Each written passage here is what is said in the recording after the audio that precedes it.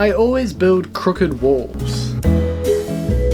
But it's not my fault. Timber is a natural product. It warps, it twists, it adjusts to humidity. Moisture content can change a wall that you built straight and make it crooked, just by drying out. But all hope is not lost. Nowadays I use a different product that helps me build straight walls, first time, every time. Scott Brown here. Welcome to another exciting episode.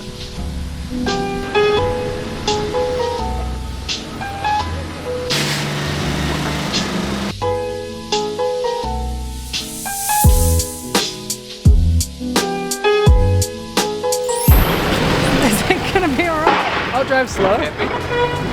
We just picked up 100 meters of LVL 100x50 framing, and in this episode I'm going to talk about why I choose LVL framing and why it's better than regular timber.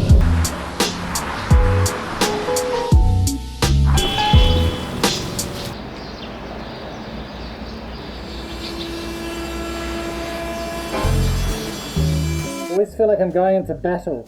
What?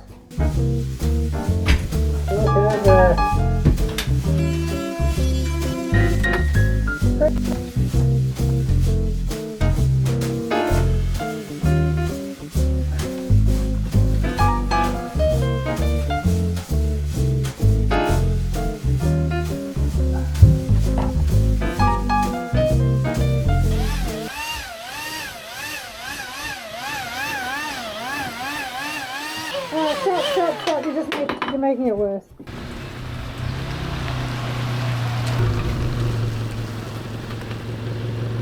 Viewers in North America will probably laugh at me because you've been telling me to use LVL for years.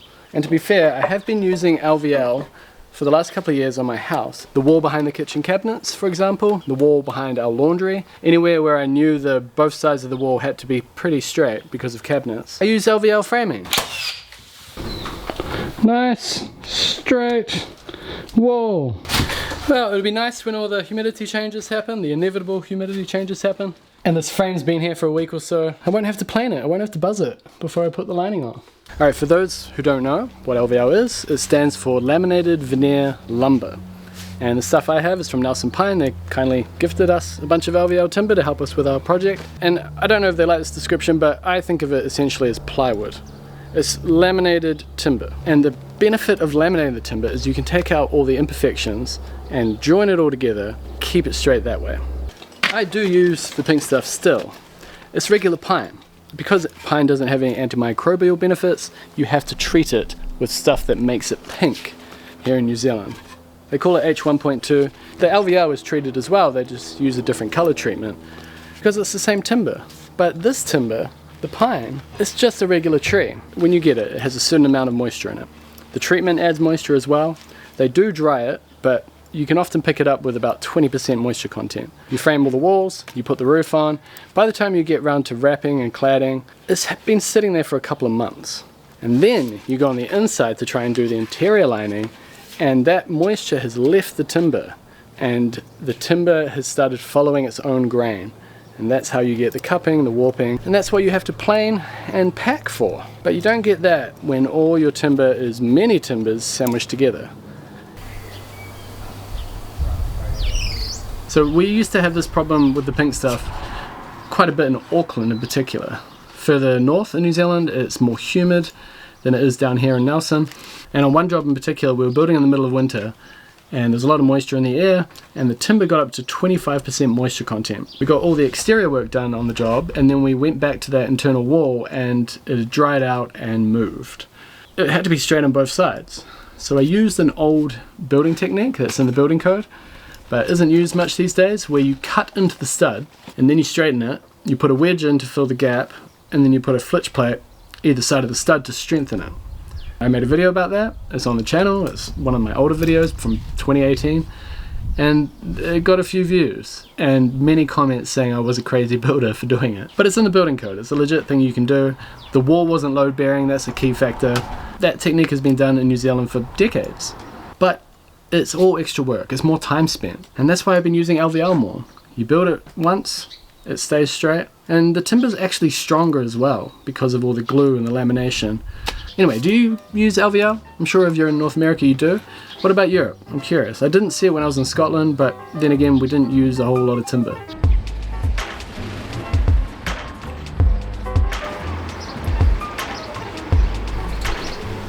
see that? That is a cut.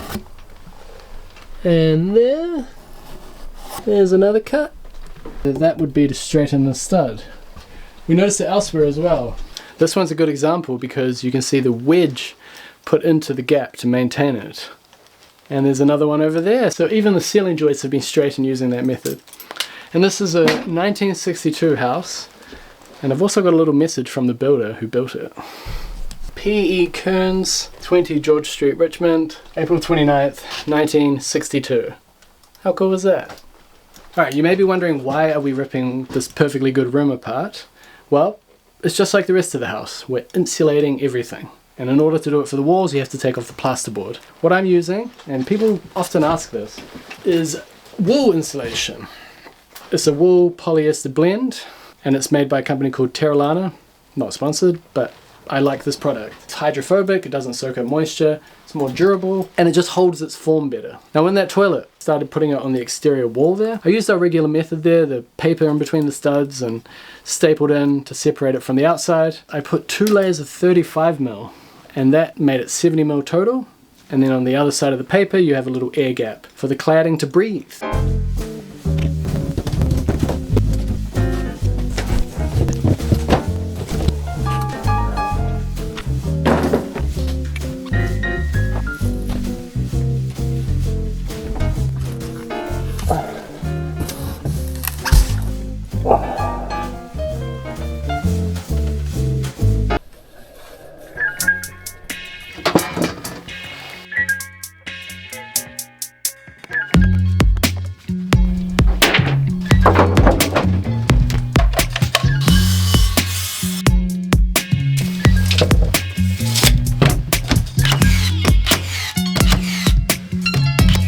Alright, so we got this bottom plate nice and parallel to the original wall here.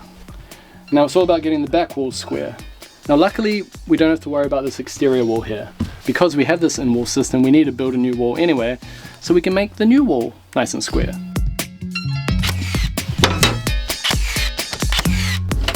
Now by the time you put flooring and tiling and under floor heating, you're not going to have much of a bottom plate left. So I'm adding another layer. Now that the bottom plate is in, we can use a laser level here to cast up the marks for the top plate. If you don't have a laser level, you can create a plumb line using a regular level. The laser level is just a little bit quicker.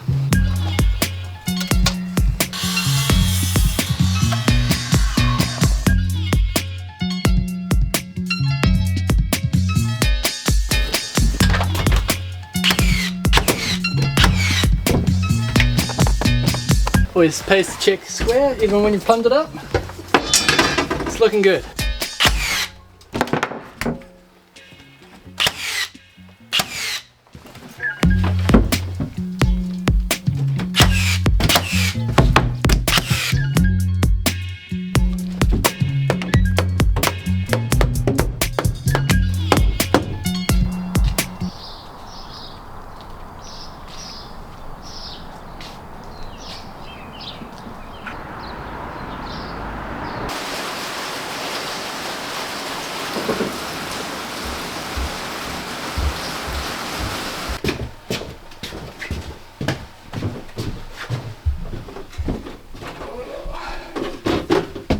So I got all my studs in, and I've framed the opening that the toilet system sits in.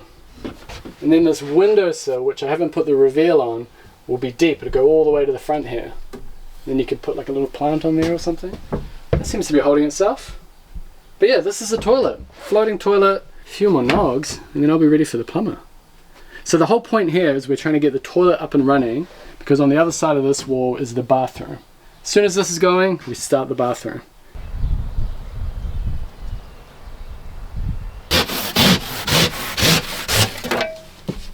Alright, this is the insulation I'm squeezing between the toilet and the outside wall frame. There's more Terralana insulation, wool polyester blend, and it's 35mm thick, so it's enough to squeeze in here. Now what that does is the cladding on the outside gets cold, and because the cladding is attached to the framing gets cold. Through that contact point where the plaster touches the framing, it could get cold, it could transfer. I call it thermal bridging. So although this insulation layer is thin, it should help prevent thermal bridging. See? It's like there's no frame behind there. So I'll do that all the way around. And then it doesn't really matter that this wall isn't insulated. I might put some insulation around the cistern, but the cistern takes up insulation space. I'll let the plumber put that in the, I don't know what pipes he wants to put in. And I've temporarily installed the sink. The door actually just slips past it. So the whole idea is when you walk in, the door just misses the sink, and you've got enough room to stand in front of the toilet, and then close the door behind you. I think it's gonna work. That's the laundry wall, LVL, nice and straight. Kitchen, built the cabinets there, no problem. I'm sure this toilet wall is going to be exactly the same. Before we pulled down the ceiling and insulated it, Jess and I taped out our entire bathroom layout on this floor to scale, and I want to know what you think of it. So when I'm over here, this is where the toilet is, and then you step off the toilet, and this is the vanity over here. Towel rail potentially over there, but we're playing with maybe putting it over here. And then you come over here into the shower. So I'm in the shower now. So that's the basic layout. Now the biggest challenge for this bathroom is the depth of it. It's 2.5 to 3 meters long, 2.8 I think, which is pretty decent, but the depth is 1,680. We originally had a door here, but then you would walk out and you would hit this vanity. But then if you put the door on this side instead, you're right in the way of the opening door to the bathroom. You could just flip the door, some people would say, but then because it's so shallow, you'd have to shut the door every time you wanted to brush your teeth because the door would be like here. So you'd have to make sure it was closed. Or, and you're probably already thinking it, get a cavity slider. I'm not a big fan of cavity sliders. I've got a whole video about me not liking cavity sliders, which I can link below.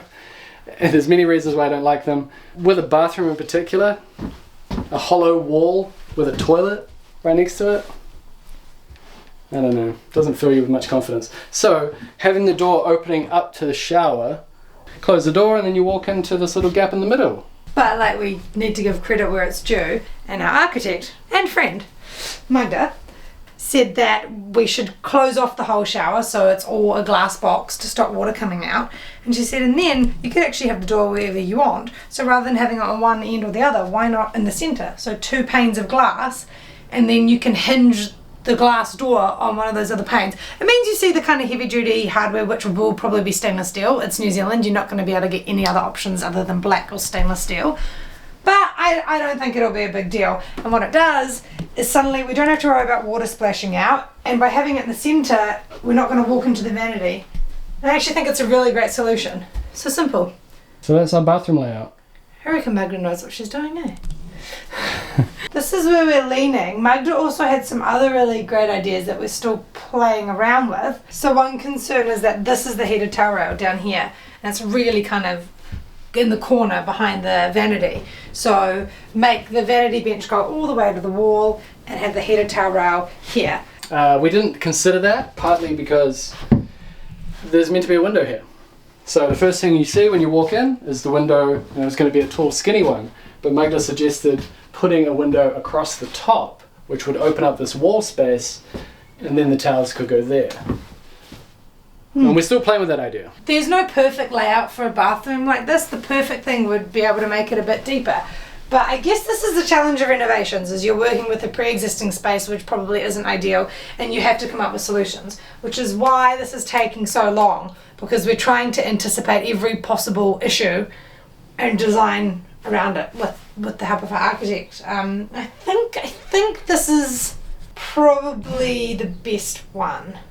We do have a separate toilet, but as many people pointed out in the comments, and as my family also pointed out about staying with us, having one toilet if we've got guests, it's too few toilets. And even for the two of us, there's times when you both want to use the bathroom. So, you know, I think it's better to have another toilet. I really recommend doing this if you can, by the way. I struggle to visualize things, especially the way a space might feel. being able to like pretend to walk through the door and then think, oh, there's the bench, there's the door. I find this so helpful. So if you have space to actually map out a room, this has been great. And we keep moving it around, and you know, this is the pretend toilet, the chili bin. But it helps, it really helps. So yeah, you should do this if it helps you.